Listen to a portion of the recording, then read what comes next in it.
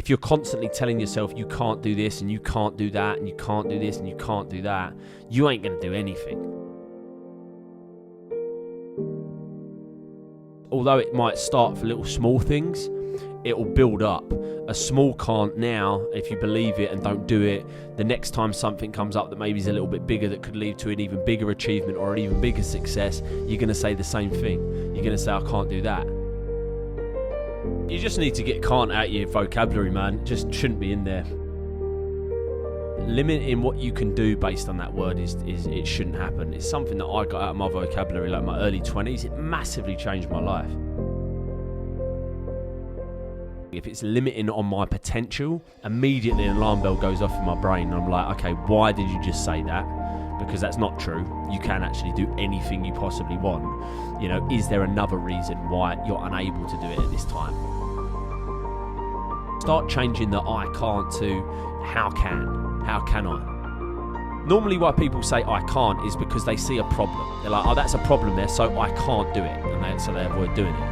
Rather than that, when you see a problem, rather than saying, okay, I can't do it because there's a problem here, say, okay, how can I do it while the problem's here? That's really what your brain's doing when you say can't. You're avoiding challenging a problem. Whereas if you say, how can I do this? How can I get round this? Your brain goes in look for a solution for it. It's massively important what you say around your kids. I honestly believe the shit that they hear and the messages that they take in will mould them into who they are. They're not allowed to say can't in my house because I believe it's one of the worst words ever invented in the human language. I want my kids to believe there is nothing at all that they can't do. As soon as they say can't, they're telling their brain they can't do it. Simple as that. You just haven't learnt to do it yet.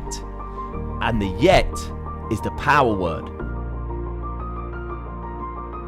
I haven't learnt how to do it yet. I honestly believe the language you tell people, the kids especially, when they're older, subconsciously is going to go a long way.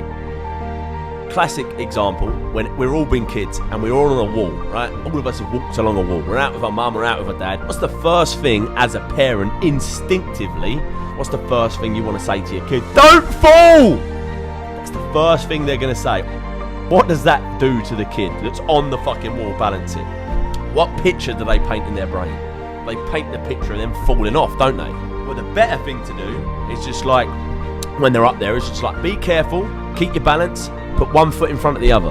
Then you're telling them exactly how to get across this wall, all right? You freak them out and tell them not to fall, they start thinking about falling, yeah? So it's really, really important to remember the language you use to your kids.